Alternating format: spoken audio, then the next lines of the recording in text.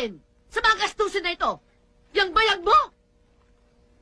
Natanggal na nga sa trabaho eh. Paano ang gagawin ko? Sana natanggal ako eh. Malas eh. Nako! Paano ka kasi hindi mamalasin, ha? Wala kang ambisyon! Kontento ka na ganito tayo habang buhay, isang kahig, isang tuka! Tapos sasabayan mo pa ng pag-iinom! Paminsan-minsan lang naman ito eh. Kahit na! Pagka lang... Ang isang katulad mo na tinanggal sa trabaho at kakarampot lamang ang sweldo, walang karapatan ni minsan, kahit na minsan, ang mag-iinom. Panggastos mo nga sa sarili mo, kulang na. Iinom ka pa ng iinom. Nakita mo, yung mga anak mo, lahat yan. Nakita mo, gumaya sa'yo.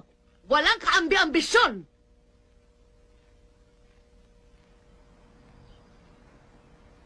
Naku, puwisit na ito ah! Tapang ka. Pero mag-iingat ka. Dahil mas matapang ako. Well, marami akong kaaway. Gusto mo pa bang dumagdag? The more the merrier, the bloodier. Well, fine. Pumila ka kasama nila. At magsampalan tayo sa susunod nating pagkikita. I am a very busy woman. Beautiful and young.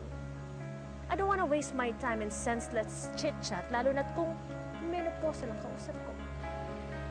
You will be hearing from me, Contessa. Nice knowing you, Queen V.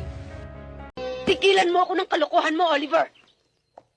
Kasama kitang uuwi ng Maynila. Kalimutan mo ang Bernadette na yan. Paano ko siya malilimutan? Mahal ko siya.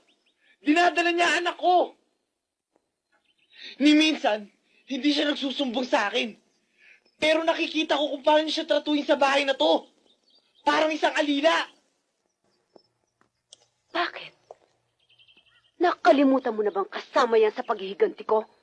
Director at Octavio Villaruel ang may utak sa inyo. Hindi si Bernadette. Punyeta ka! Wala kang utang na loob. Matagal kong hinintay ang pagkakataon na ito, hindi para pagkatapos ay kalilimutan ko ang lahat! I'm sorry, tita. Pero tumupad na ako sa usapan natin. Ngayon may pangako akong dapat tuparin kay Bernadette. Pakakasalan ko siya.